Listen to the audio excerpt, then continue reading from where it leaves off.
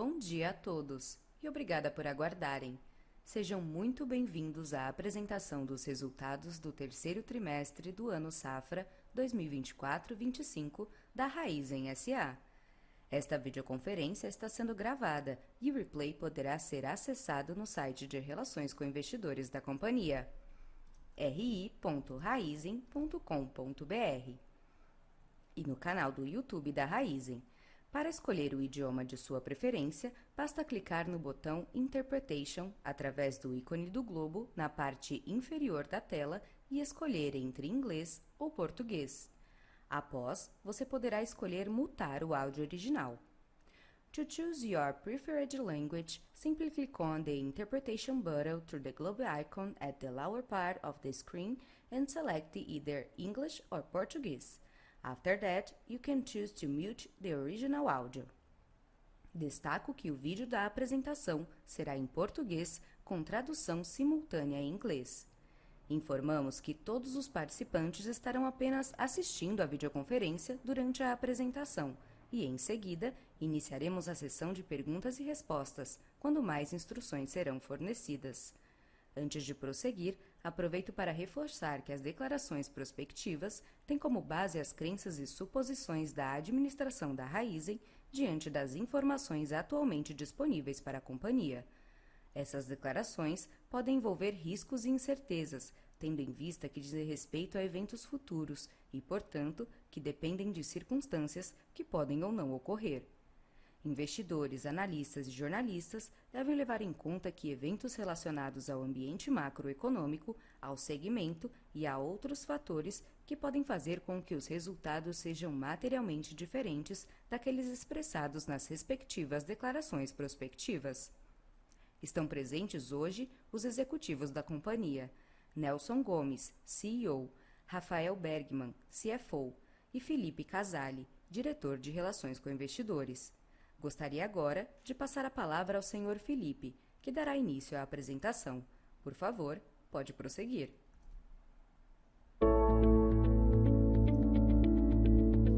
Bom dia a todos. Sejam bem-vindos à apresentação de resultados da Raizen. Vamos agora aos principais destaques do trimestre, começando pelo segmento de açúcar e renováveis. Com a moagem da safra praticamente encerrada, tivemos impactos em nossos indicadores agroindustriais em relação à safra passada. O clima seco e as queimadas que atingiram boa parte da região Centro-Sul afetaram o desenvolvimento e na produtividade dos canaviais. A piora da qualidade da cana gerou desafios para a cristalização e produção do açúcar, resultando em um mix menor na comparação anual. Apesar da redução do volume produzido em açúcar equivalente e a menor contribuição dos resultados de trading nesta safra, o ritmo de vendas de açúcar e etanol próprio foi intensificado no acumulado do ano, contribuindo para a expansão do EBITDA ajustado. No mercado de açúcar, aceleramos nossos embarques, capturando os benefícios do nosso posicionamento. Seguimos com uma visão construtiva, avançando na fixação de açúcar em níveis de preços que devem contribuir para a manutenção de um patamar saudável de rentabilidade para as próximas duas safras. Em renováveis, apesar da redução no mix de etanol especial em decorrência dos menores volumes exportados, os preços no mercado doméstico evoluíram nesse trimestre. A paridade com a gasolina já se aproxima de 70% e devemos observar um aumento na demanda com eventual elevação da mistura para 30%, a redução da informalidade com a monofasia de impostos sobre o biocombustível e a maior fiscalização e punição para o não cumprimento das metas do RenovaBio. Nossa estratégia visa agregar valor ao etanol, expandindo as vendas de etanol especial para clientes globais a preços diferenciados. No E2G, estamos próximos de inaugurar duas novas plantas de etanol de segunda geração, que estão em fase final de comissionamento. Outras duas plantas estão previstas para serem inauguradas nos próximos anos, com o ritmo de construção alinhado à gestão da nossa estrutura de capital. Agora o foco é garantir a estabilidade, consistência e segurança operacional, expandindo a produção já na próxima safra e ganhando maior relevância nos resultados da companhia.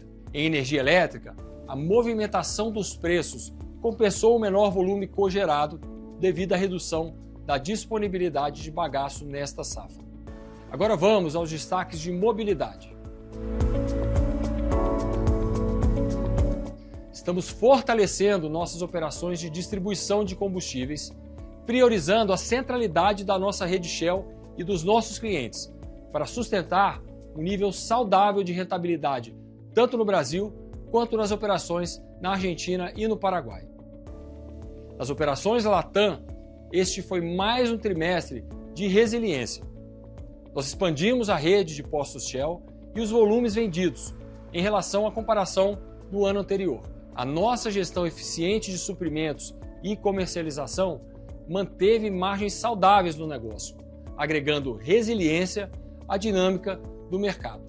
O EBITDA ajustado foi menor na comparação anual, devido à forte base de comparação do ano anterior, que foi impulsionada pelo início de repasse de preços e melhora do ambiente de negócios na Argentina. Nós seguimos direcionando a geração de caixa do negócio no país para modernizar a refinaria de Buenos Aires, além de ajudar e contribuir com a redução do endividamento. No Brasil, nós enfrentamos um ambiente de negócios desafiador, com maior competitividade no mercado de diesel. A alta no preço do biodiesel impactou a estratégia de suprimentos, gerando um aumento da informalidade e da competição desleal relacionada ao não cumprimento da mistura obrigatória. Mesmo assim, nossa rentabilidade permaneceu saudável. Nós avançamos a implementação da oferta integrada Shell, fortalecendo a competitividade da nossa revenda e contribuindo para a expansão das margens em relação ao trimestre anterior. Já em relação ao ano passado, a redução da rentabilidade reflete principalmente a menor contribuição das operações de trading de derivados neste ano, além da forte base de comparação diante da conjuntura de escassez de diesel no terceiro trimestre do ano passado. Bom, agora vamos aos destaques dos resultados consolidados e financeiros da Raízen. A retração do EBITDA ajustado neste trimestre e também no acumulado do ano reflete principalmente a conjuntura menos favorável em mobilidade, que mencionamos anteriormente, e a menor contribuição dos resultados das operações de trading, tanto de açúcar, de etanol e de derivados. Falando sobre o fluxo de caixa, os principais efeitos no trimestre vieram da menor geração operacional, da gestão de capital de giro, incluindo o posicionamento de estoques neste período da safra, e da redução da linha de convênios com fornecedores, além também da variação do saldo de adiantamento de clientes. Como consequência, o nível de alavancagem e do endividamento ao final do trimestre decorre da menor geração de caixa operacional e do EBITDA ajustado nos últimos 12 meses, da sazonalidade e variações nas linhas de capital de giro e pelo maior nível de investimentos para a conclusão de projetos que demandaram mais capital até aqui, mas que já devem apontar para uma redução a partir da próxima safra. Vale ressaltar que a concentração de amortizações neste fim de safra se refere em sua maioria a linhas de capital de giro contratadas anualmente para suportar a sazonalidade típica do negócio de açúcar e renováveis. Esses vencimentos serão endereçados com a geração de caixa usual do último trimestre e via refinanciamentos que já estão em andamento. Com isso, nós iremos manter o equilíbrio entre o perfil de liquidez e o endividamento da Raízen. Nós reiteramos o nosso compromisso com a otimização da estrutura de capital da Raízen, com a redução do endividamento, garantindo assim uma geração sustentável de valor para os nossos acionistas. Obrigado a todos pela participação.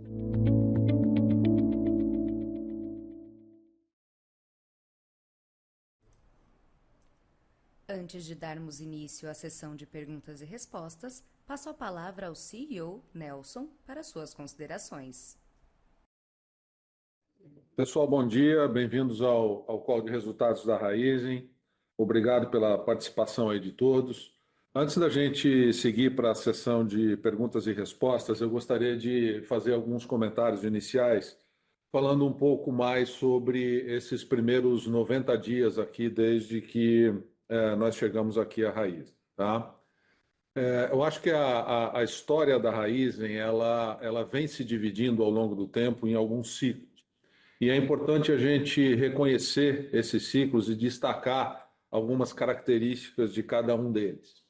E eu gostaria de começar falando sobre o primeiro ciclo, né, que começou com a formação da Raizen lá em 2011 e que durou ali até mais ou menos 2016, que foi um ciclo de integração, onde a gente criou um novo modelo de negócio focado em sinergia, focado em integração de dois negócios bastante diferentes e principalmente na criação de uma cultura organizacional bastante única, juntando, né, traços culturais de Esso, de Shell e de Cosan. Naquele momento, nós focamos a nossa operação na excelência operacional e na execução, e sem grande foco em crescimento.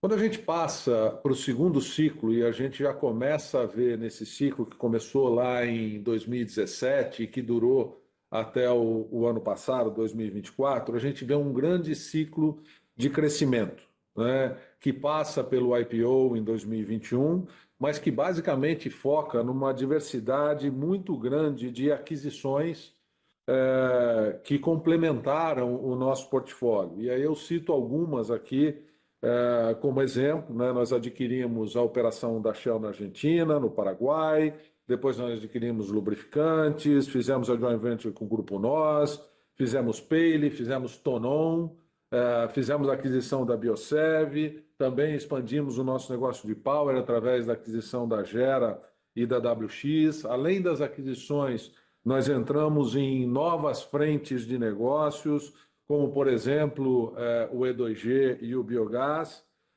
e ampliamos bastante o nosso portfólio de trading. Nós também, ao longo desses últimos anos e nesse ciclo, nós investimos muito na recuperação da produtividade do nosso canavial, na área agrícola da raiz. Tudo isso nesse ciclo trouxe para a gente, trouxe para a nossa organização muita complexidade, muita distração, um aumento da nossa estrutura organizacional e, por consequência, um aumento dos nossos custos. E, no final, um aumento da nossa dívida que foi amplificado, obviamente, pelo cenário macro, com a ascensão muito rápida da taxa de juros, o que nos traz, nesse momento, um senso de urgência bastante grande para que a gente possa tomar as ações necessárias e trazer essa companhia de volta ao equilíbrio. Tá? Agora, com tudo isso, nós também encontramos aqui nesses últimos 90 dias um negócio de mobilidade com uma ótima performance, ativos de altíssima qualidade, pessoas, talentos internos também muito capacitados e uma produtividade agrícola que é resultante dos investimentos de fato que nós fizemos nos últimos anos. E com tudo isso em mente, a gente inicia um novo ciclo, né, que é um ciclo muito mais focado na geração de valor. Então, na próxima safra, que começa em 1º de abril, a gente inicia um novo ciclo dessa companhia, que começa com uma mudança cultural, começa com uma forma de fazer as coisas de uma maneira muito mais simples. Então, simplificação faz parte do nosso traço cultural daqui para frente. Simplificação da nossa estrutura, simplificação dos nossos processos internos, do nosso portfólio e até da forma como a gente se comunica com o mercado. A gente também vai focar em eficiência operacional, a gente vai focar em execução, tanto na área de segurança, mas também na disciplina com os nossos investimentos. E a gente também vai focar em colaboração, a gente vai trabalhar cada vez mais muito integrado e muito junto aqui dentro da companhia. Do lado do negócio, essa geração de valor significa foco no nosso core business, significa revisão do nosso portfólio de ativos, significa mais geração de valor para os nossos acionistas e significa também uma otimização da nossa estrutura de capital. E o que a gente tem feito, né, nesse último trimestre, nesses últimos 90 dias, e o que a gente está fazendo ao longo desse trimestre que nós estamos? A gente concluiu a reestruturação do primeiro nível da organização, trazendo as pessoas que a gente precisava trazer, e aí já tem uma grande simplificação, inclusive do número de reportes que eu costumava ter antes e agora venho a ter. A gente tem muita clareza em 3 linhas de negócio dentro da Raízen. Então, uma delas, um negócio de açúcar e de renováveis, ou de EAB, como a gente vem chamando aqui internamente, etanol, açúcar e bioenergia, mobilidade Brasil e mobilidade Argentina. A gente já reduziu o nosso escopo de trading, interrompendo algumas das operações fora do nosso core. O nosso core daqui para frente passa a ser açúcar, etanol e a originação dos derivados necessários para a distribuição na nossa rede de postos. A gente já iniciou uma revisão bastante profunda do nosso portfólio, tudo isso em busca da redução do nosso endividamento. Então, acho que isso, de alguma maneira, mostra, pelo menos para nós aqui, de maneira muito clara, quais são os ciclos que a Raízen passou desde a sua formação lá em 2011 e mostra também uma perspectiva do que será o próximo ciclo dessa companhia, iniciando aí em 1º de abril de 2025, com a próxima safra. Eu acho que com isso, então, a gente pode passar para a sessão de perguntas e respostas. Muito obrigado. Começaremos agora a sessão de perguntas e respostas para investidores e analistas. Nesse trimestre, a sessão de perguntas e respostas será realizada em português, com tradução simultânea para o inglês. Se você deseja fazer uma pergunta, basta clicar no botão Levantar a mão, localizado na parte inferior de sua tela. Se a sua dúvida já foi respondida, você pode sair da fila clicando em Abaixar a mão. Também há a possibilidade de fazer sua pergunta através do ícone Q&A, também na parte inferior da tela. Basta clicar e escrever a sua pergunta. Por favor, pedimos que cada participante faça apenas uma pergunta por vez. Caso sobre tempo, abriremos para perguntas adicionais. Nossa primeira pergunta vem do senhor Gabriel Barra, do Citi. Por favor, senhor Gabriel, pode prosseguir.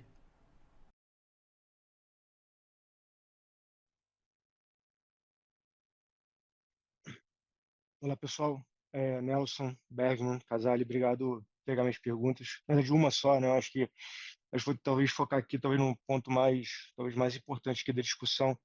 Eu acho que bem interessante ouvir, Nelson, assim, acho que as prioridades, a gente já vem discutindo com o time já há um bom tempo sobre isso e é importante ver esse momento de turnaround da companhia.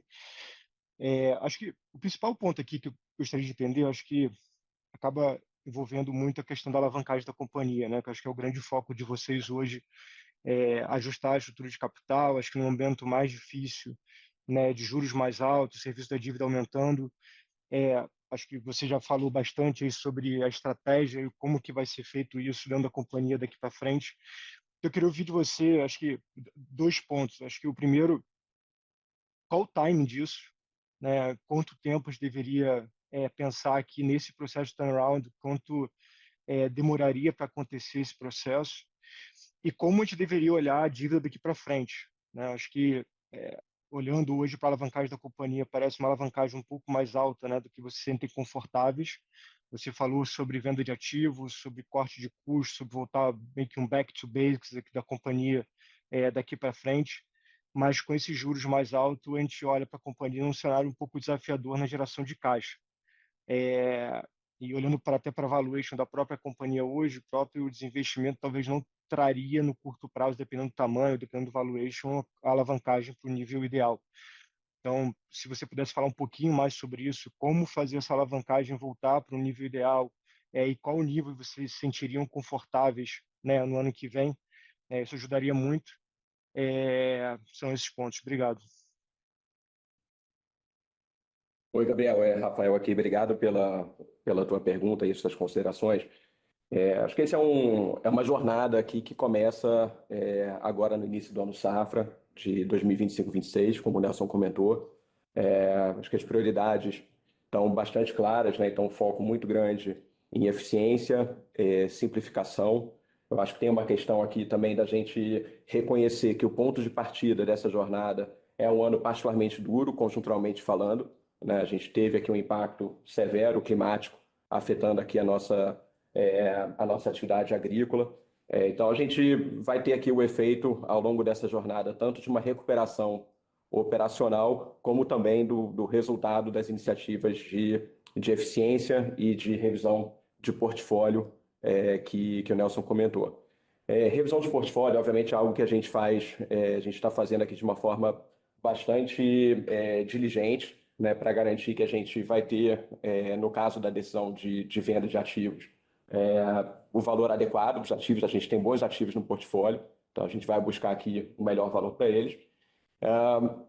Então, é uma jornada aqui que se inicia e a gente tem aqui não é uma jornada de curto prazo, tá, Gabriel? Acho que é importante mencionar isso. Então, a gente vê aqui no ano de 25, 26 o início dessa jornada, um foco muito grande em diminuir a queima de caixa da companhia. A gente vem aqui de um ciclo de muito investimento. Então, a companhia teve como resultado disso o aumento da alavancagem. Acho que vale mencionar que nesse ciclo que se inicia, a gente não pretende iniciar novos projetos de crescimento, né? O que está aqui no nosso foco para 25, 26, por exemplo, é simplesmente a continuidade da construção das 2 plantas de etanol de segunda geração que já tiveram sua construção iniciada. Então, a gente segue com o processo construtivo. E a segunda fase do investimento na refinaria da Argentina, que é um bom negócio, tem se mostrado um negócio rentável. Então, esses são os projetos de crescimento que a gente vê para 25, 26, sem a abertura de novas iniciativas. Então, acho que isso já representa aqui se a gente for olhar para os grandes números da companhia, isso já vai representar uma redução do desembolso de CAPEX, que obviamente tem sido um dos motivos para a queima de caixa da companhia. Acho que vale ressaltar também, Gabriel, para completar aqui a figura do ponto de vista de foco na otimização da estrutura de capital, né, que envolve, então, eficiência, revisão de portfólio, não começar novos projetos de crescimento, e também vai ser um ciclo que se inicia com uma decisão também de não priorizar distribuição para os acionistas, né, já que a gente está no momento de preservar a caixa e melhorar aqui a estrutura de capital da companhia. Então, é uma série de iniciativas simultâneas que começam a gerar efeito ao longo aqui da safra de 25, 26, com foco efetivamente de reduzir a queima de caixa e a gente começar a vislumbrar aqui, com o efeito dessas iniciativas, uma geração de caixa livre para que a gente tenha uma redução do total de endividamento da companhia. Tirei uma resposta um pouco mais abrangente aqui. Me avisa se tiver algum follow-up. Obrigado. Não, super claro, Bergman. Mas só um ponto que, até curiosidade, assim, acho que você mesmo falou sobre CAPEX, né? Acho que CAPEX de expansão a gente deveria pensar num número bem menor do que foram nos últimos anos, mas no CAPEX de manutenção vocês ajustariam talvez até por 1 ano, 2 anos o CAPEX de expansão, de manutenção no açúcar e etanol, a fim de talvez aqui até salvar um pouco desse fluxo de caixa, ou isso está fora do radar por agora? Oi, Gabriel.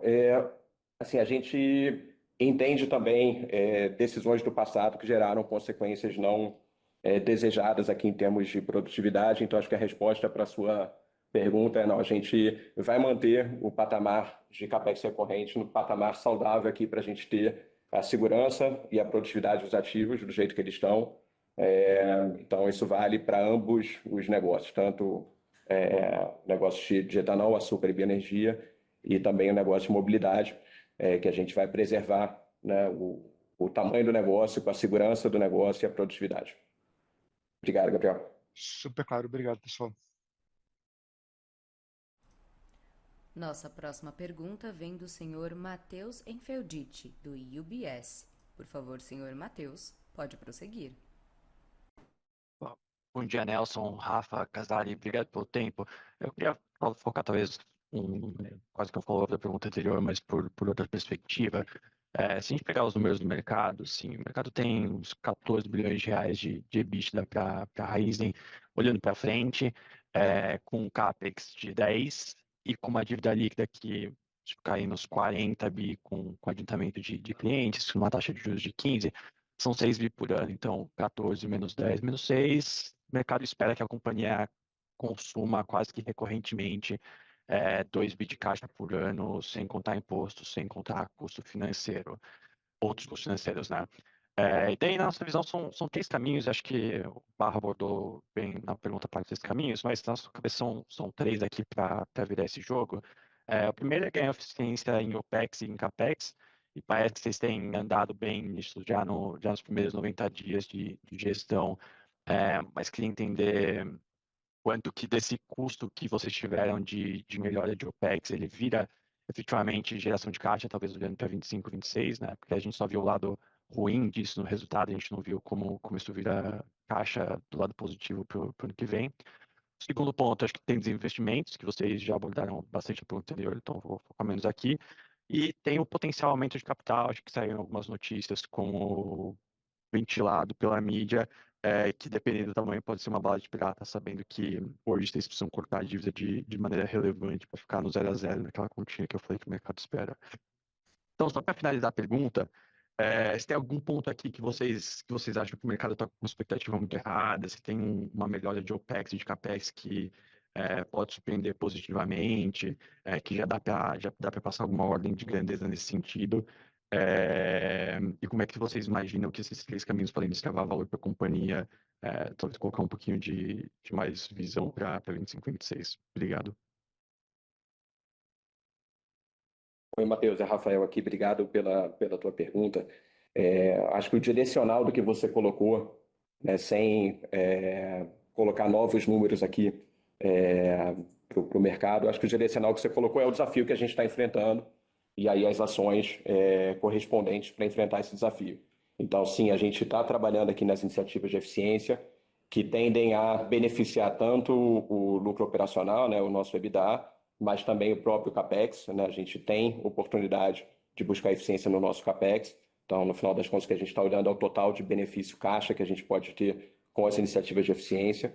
Estamos aqui calibrando o patamar de investimento para o ano que vem, né, em função desse direcionamento. Então, a gente ainda está aqui no processo de discussão interna e o início dessa conversa com os nossos conselheiros também. Obviamente, com o patamar de juros, né, e na ausência ainda de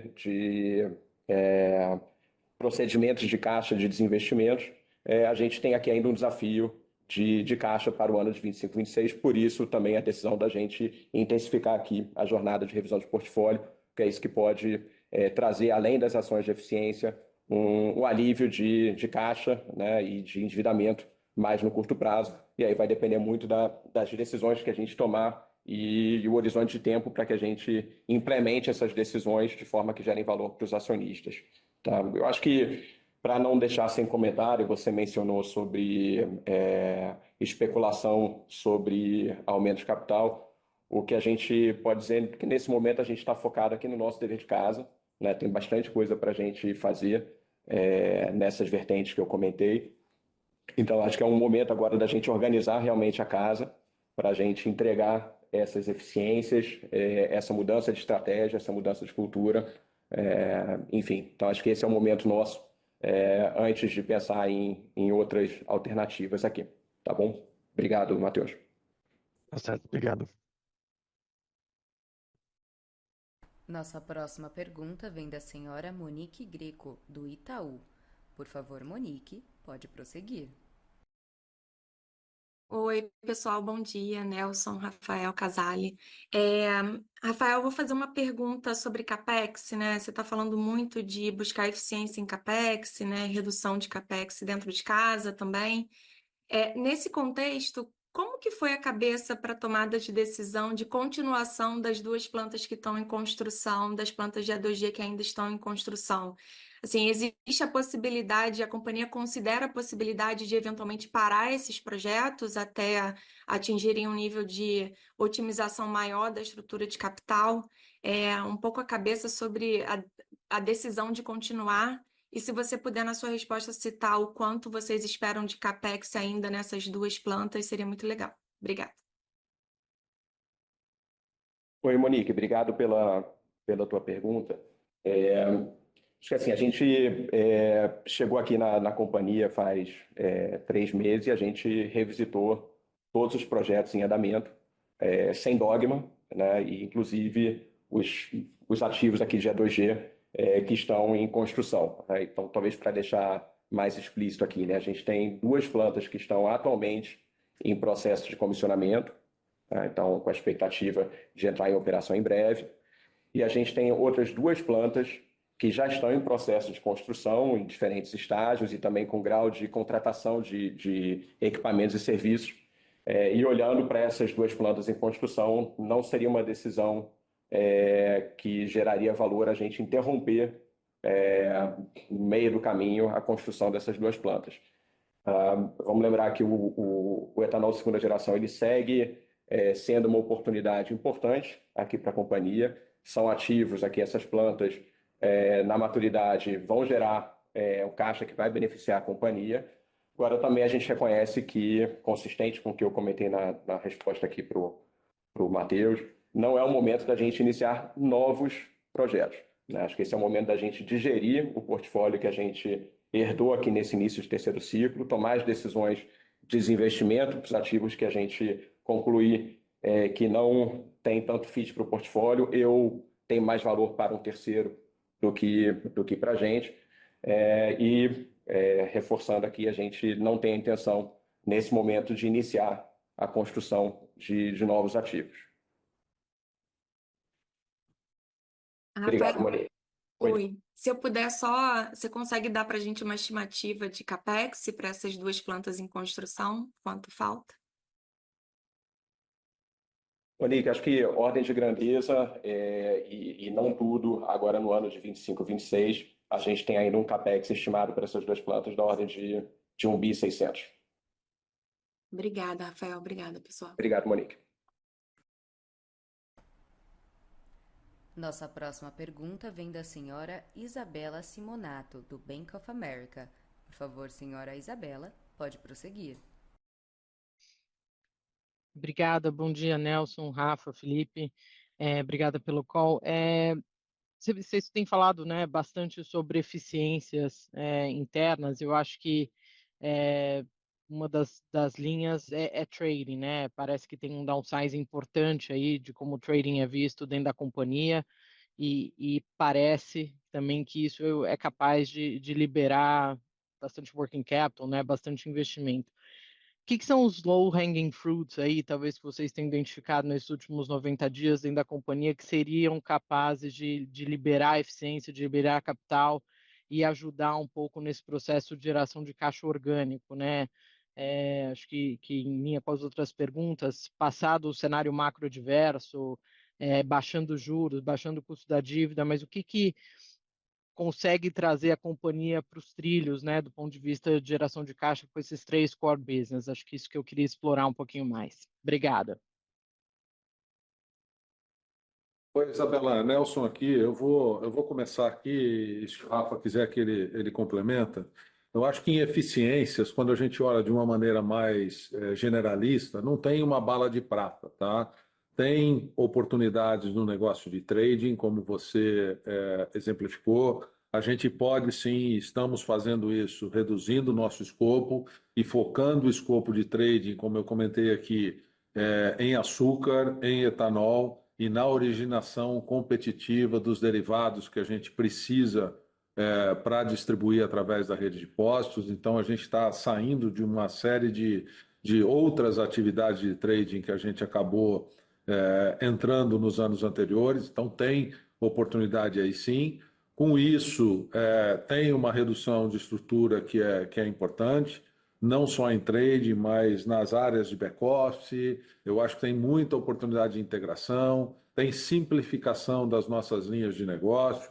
Como eu também comentei, a gente está focando em simplificar cada um dos nossos negócios e entre eles, fazer com que fique muito clara essa divisão. Então, a gente tem um negócio de açúcares e renovável, ou EAB, como a gente está comentando aqui internamente, tem o negócio de mobilidade Brasil e tem o negócio de mobilidade Argentina. Em cada um deles, a gente vê claramente oportunidades de simplificação. E isso vem se demonstrando bastante verdadeiro nesses 90 dias que a gente está aqui e continua, né? Nesse mês ainda de fevereiro e de março, tem bastante coisa para fazer ainda nessa área.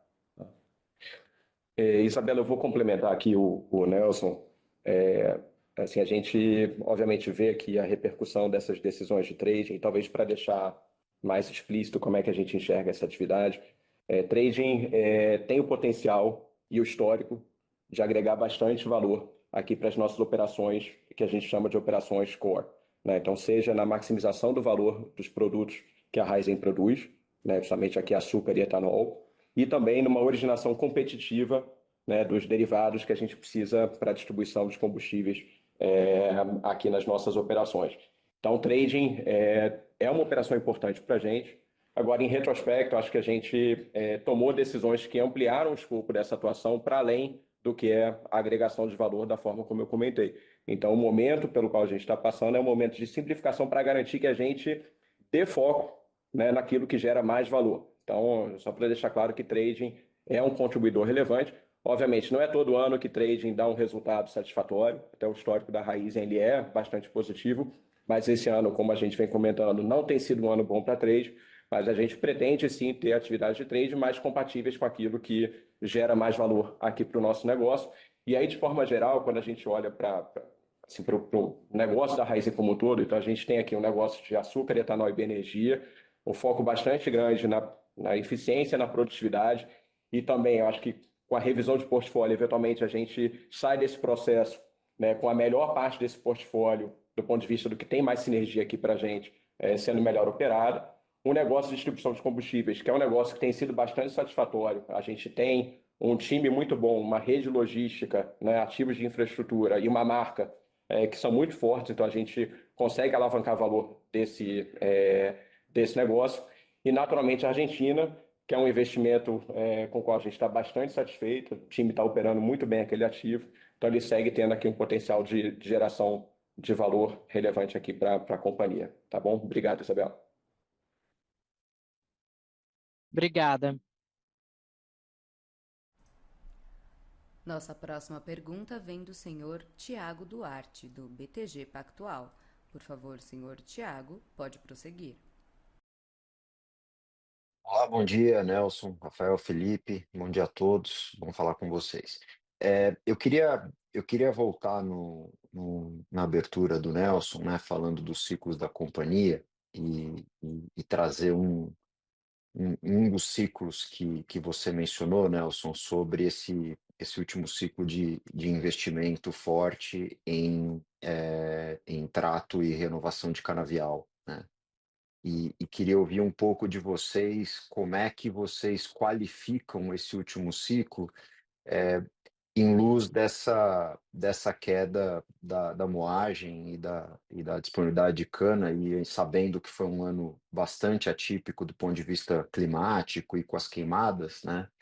Mas queria entender, ouvir um pouco de vocês, o quão otimistas vocês olham para a safra que vem, em luz dos investimentos que foram feitos, em luz do que parece estar sendo um clima de entre-safra já bem mais favorável, pensando na recuperação dessa moagem, né? Essa queda de em torno de 7% que vocês estão reportando para a safra 25 não é muito diferente daquilo que a gente está vendo no Centro-Sul como um todo, né? E para uma companhia que fez investimentos relevantes, né, em renovação de canavial e trato. Então, queria entender o quão otimistas vocês estão pensando num ano mais normalizado de clima e na recuperação dessa disponibilidade de cana para a próxima safra. Essa seria a primeira pergunta. E um follow-up sobre essa discussão de trading. Mais no sentido, tá muito claro a intenção de vocês né, de focar mais no core, né, e tirar um pouco o pé para aquilo que não é exatamente o core de venda de açúcar, etanol e originação de derivados, mas eu queria entender como vocês enxergam isso impactando o resultado da companhia, né, tanto do ponto de vista de geração de EBITDA. O Rafa já colocou aqui como esse último ano em particular não foi muito bom, mas historicamente foi, mas também do ponto de vista de de necessidade de capital, né, que vocês historicamente precisaram, principalmente quando vocês aumentaram o escopo do trade, né, olhando para o balanço. Então, queria ouvir um pouco como é que vocês entendem esse impacto no resultado da companhia com a operação de trading um pouco mais enxuta, que é o que eu estou entendendo aqui. É isso, obrigado. Oi, Thiago, Nelson aqui. Eu vou começar pela tua primeira pergunta do ciclo de investimentos aqui da área agrícola e de produtividade. Aí o Rafa complementa aqui a parte de trade, tá? O que a gente teve nesse ano, e eu acho que você mesmo já citou aí ao longo da tua pergunta, foram eventos isolados climáticos que afetaram não somente a gente, mas o Centro-Sul todo, que foram as queimadas e que foi a seca, tá? Então, comparativamente falando, a nossa visão para a próxima safra, ela é obviamente mais construtiva. Isso não quer dizer que a gente não tenha muita coisa ainda para fazer e muita oportunidade para atacar nesse início de safra, né? Agora, dito isso, os investimentos que a gente fez no último ciclo, né, principalmente na área agrícola, visando resgatar a produtividade dos nossos canaviais, foram investimentos, ao nosso ver aqui, muito bem feitos. E quando a gente olha aqui os nossos números de primeiro, segundo, terceiro e agora de quarto corte, a gente vê uma produtividade já bastante boa, inclusive em algumas delas sendo benchmark.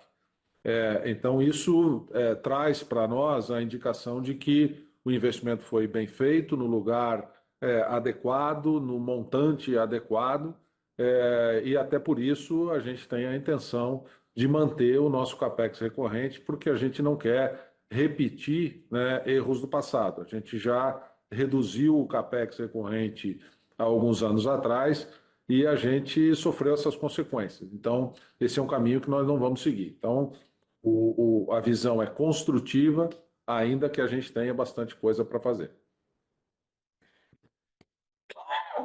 Tiago, eu vou complementar aqui, obrigado aí pelas suas perguntas. Vou falar um pouco mais de trading, mas acho que é concordando aqui contigo. Acho que à medida que a gente simplifica o escopo de atuação de trading, e aqui, talvez dando um pouco mais de anedota, aqui a gente está falando inclusive de uma redução mais significativa do montante de terceiros que a gente origina, que até acho que tinha um racional estratégico válido, mas talvez no momento que a gente tem aqui de companhia de querer simplificar e otimizar a alocação de capital, não priorize como iniciativa aqui da companhia. Então, sim, tem uma expectativa aqui de otimização do uso de capital e uma disciplina cada vez mais forte em termos de qualquer decisão de trade ter que passar pelo escrutínio da disponibilidade de capital e, obviamente, da remuneração adequada de qualquer capital que esteja em uso. Obrigado, Thiago. Eu que agradeço. Obrigado. Nossa próxima pergunta vem do senhor Bruno Montanari, do Morgan Stanley. Por favor, Bruno, pode prosseguir. Bom dia, pessoal. Obrigado por pegar minha pergunta. Queria explorar um pouco a sua relação com um dos acionistas de referência, né, a Cosan. Se a gente olha ao longo dos últimos anos, né, numa média, a Raízen distribui um total aí de 2 bilhões de reais de dividendos nessa média anual, né? Na primeira pergunta, vocês mencionaram que não vão priorizar a distribuição de dividendos para os acionistas. Porém, do outro lado da mesa, um dos seus acionistas também tem uma necessidade relativamente grande de desalavancagem e o fluxo de dividendos é uma das principais alavancas que eles têm, né? Então, queria entender como que essa comunicação com o acionista, o quão on-board eles estão com essa nova estratégia dentro da nova liderança, enfim, para que a gente tenha confiança de que o caixa da companhia, na medida em que ele vai ser gerado, seja preservado e, de fato, direcionado para a desalavancagem. Muito obrigado. Oi, Bruno. Rafael aqui. Obrigado pela tua pergunta. Talvez eu possa comentar aqui dois aspectos importantes aqui desse momento da companhia. Acho que o primeiro é que o plano que o Nelson descreveu e a gente vem comentando aqui ao longo dessa teleconferência é um plano inteiramente apoiado por todos os conselheiros da companhia, inclusive aqueles apontados pelos acionistas co-controladores. Então, a gente tem total suporte do conselho para o plano que a gente descreveu aqui para vocês. Acho que esse é um aspecto importante. O segundo é que aqui a gente, como administração da companhia, a gente está sempre olhando para o melhor interesse da companhia, né? E no melhor interesse da companhia, esse é um ciclo que a gente precisa focar no retorno a uma geração de caixa e numa redução do endividamento. Então, é um ciclo que não é consistente com a priorização de dividendos ou outras formas de distribuição para os acionistas. Tá bom? Obrigado, Bruno. Obrigado. Nossa próxima pergunta vem do senhor Lucas Ferreira, do JP Morgan. Por favor, senhor Lucas, pode prosseguir. Oi, pessoal. Bom dia. Em primeiro lugar, boa sorte no ciclo novo, o Nelson, Rafael, Felipe. A minha pergunta é sobre... Vocês estão há pouco tempo aí na companhia, mas que estágio vocês já estão de análise ou talvez até colocar em prática do ciclo de desinvestimentos, né? Então, não sei se vocês já podem dividir com a gente um pouco de quais ativos que fariam sentido vocês desinvestirem, que oportunidades talvez vocês tenham, já fizeram um pouco de venda de cana, né? Mas na parte de açúcar e álcool que vocês têm muitos ativos e operam com um nível de utilização de capacidade que é abaixo do ideal. Enfim, só para a gente tentar entender o que está sobre a mesa, o que pode vir e vocês já, enfim, podem compartilhar algo com a gente. Obrigado. Oi, Lucas. Rafael aqui. Obrigado pela tua pergunta. Acho que primeiro a gente pode falar do que já foi feito de portfólio até agora, né? A gente já teve aqui o anúncio de uma transação relacionada a ativos de cana e de usina, como você comentou, e principalmente aqui uma série de anúncios relacionados à venda de ativos de geração de energia solar, e alguns desses ainda estão em andamento, ainda vão gerar caixa à medida que os projetos estão sendo entregues. Eu acho que, além disso, direcionalmente falando, acho que a gente vai estar olhando aqui para o portfólio que tem menos sinergia com o que a gente acha que gera mais valor para a companhia. Então, sim, tem um estudo em andamento para a gente avaliar o portfólio de usinas, tá? Para a gente garantir que o resultado dessas ações vai ser um portfólio mais forte, mais sinérgico aqui para a companhia. E, além disso, acho que a gente não tem dogma, né? Então, acho que isso é importante comentar, sem falar de ativos específicos. Eu acho que é obrigação nossa olhar para o valor relativo dos nossos ativos, a contribuição para o portfólio e o valor de integração que os ativos têm ou não têm para essa tomada de decisão. Obviamente, é um processo, tá? Até porque a gente não quer sair queimando ativo, então vai ser um processo diligente para a gente buscar, no caso da decisão de desinvestimento, os melhores novos proprietários para qualquer ativo que a gente resolva desinvestir. Obrigado. Obrigado, Rafael. Nossa próxima pergunta vem do senhor Gustavo Sadka, do Bradesco BBI. Por favor, senhor Gustavo, pode prosseguir. Olá, bom dia a todos, obrigado por pegar minha pergunta. Boa sorte, Nelson e Rafael, aí nesse novo ciclo. Minha primeira pergunta é sobre o capital de giro, né? Quando a gente olha ali as linhas de capital de giro da empresa, né? O year to date, né, parece já ter um consumo de capital de giro de 15 bilhões, né? Versus 10 no ano passado. A gente entende, né, que boa parte disso é sazonal, né, e deve ser liberado ali no último trimestre do ano safra, né, mas quando a gente olha as linhas especificamente, né, o nível de estoque de açúcar e etanol caindo, né, ano contra ano, não parece explicar tudo, né, então se vocês puderem dar uma cor aí do que a gente pode esperar de liberação de caixa no último trimestre, e o que levou, né, a esse consumo de capital de giro mais alto aí nesse ano safra atual. E na minha segunda pergunta sobre distribuição, né? A gente olha a margem agora desse TRI foi muito, dadas as condições do mercado, né? Parece ter sido uma margem boa, né? Talvez até acima do que o mercado tem de expectativa para as peers de vocês, né? Então, se vocês puderem comentar aí o que foi feito de diferente em gestão de combustível nesse trimestre e se a gente deve esperar agora, né, com essa redução de trade, uma volatilidade talvez menor, né? Óbvio que tem uma volatilidade natural desse business, mas a gente deveria observar uma volatilidade menor de resultados indo para frente. Obrigado. Gustavo, Felipe aqui, obrigado pela pergunta. Cara, no fluxo de caixa, quando vocês olham até para o release, a gente deu um pouco mais de disclosure ali do que foram as principais movimentações. A primeira delas é no estoque, né? A gente sempre tem um estoque que é carregado entre o período que se encerra a produção, que foi esse último trimestre, e o próximo, que é da entre-safra.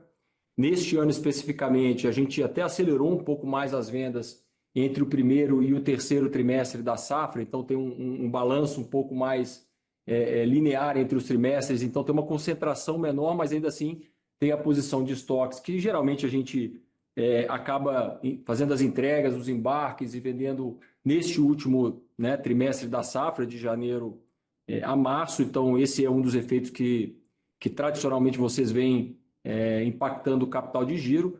E aí as outras linhas, que são as linhas de fornecedores e convênios, que a gente também teve alguma mudança do ano passado para esse em relação ao tamanho, né, dessa operação, também destacada lá na DF e no relatório de resultados, além dos adiantamentos de clientes, onde a gente teve operações que foram feitas ao longo dos últimos anos, né, que contribuem aí para esse movimento na linha de fluxo de caixa e que são olhadas diariamente aqui pela companhia para a gente ter a estrutura de capital necessária e, obviamente, a posição de caixa necessária para operar o negócio. Tá? Então, são as principais linhas aí que variaram e, obviamente, para frente a gente vai continuar analisando dentro do escopo mais amplo aqui da estrutura de capital da companhia e necessidade dos negócios. Né? Então, toda reformulação ali que a gente está fazendo e redução na parte de trading passa por isso, né? Porque tem também estoques ali que a gente carrega de outros produtos que não só açúcar e etanol,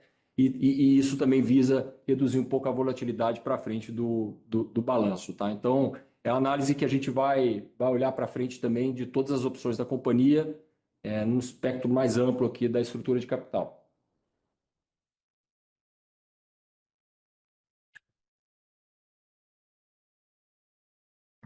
Tá certo. Então, assim, quando a gente olha as linhas aqui, né, as linhas que talvez são mais sazonais, seja aqui estoques, né,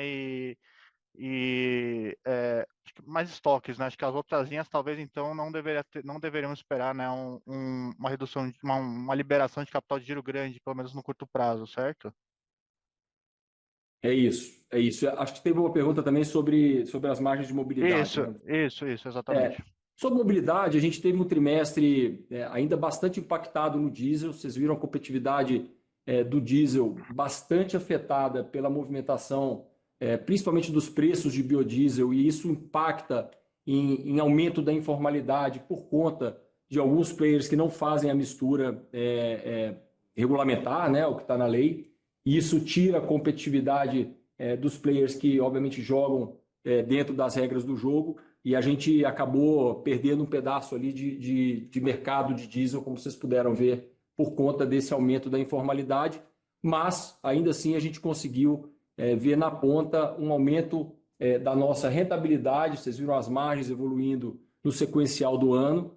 E isso, obviamente, contribuiu aí para a melhora do resultado no Brasil aqui, com um foco muito grande em manter a nossa rede saudável, competitiva, com a melhor oferta integrada, né? A melhor oferta de produtos e de serviços, e isso é o que está na nossa mão aqui, né? O que a gente controla é, obviamente, a qualidade da nossa rede e garantir a competitividade da rede na ponta para a gente continuar mirando aqui crescimento com rentabilidade nesse segmento.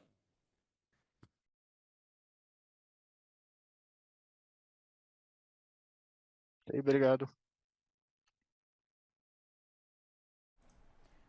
A sessão de perguntas e respostas está encerrada. As perguntas escritas que não foram abordadas durante o call de resultados terão devolutiva por parte da equipe de Relações com Investidores. Gostaríamos de passar a palavra ao senhor Nelson Gomes para que faça as considerações finais. Pessoal, só para agradecer mais uma vez a participação aqui de todos. Obrigado pelo call. A gente se encontra de novo aqui no call de fechamento da safra, que será em maio desse ano. Um abraço a todos. Obrigado. Encerrada a apresentação dos resultados do terceiro trimestre do ano Safra 2024-25 da Raizen S.A., a equipe de Relações com Investidores está à disposição para esclarecer dúvidas adicionais. Muito obrigada aos participantes e tenham uma boa tarde.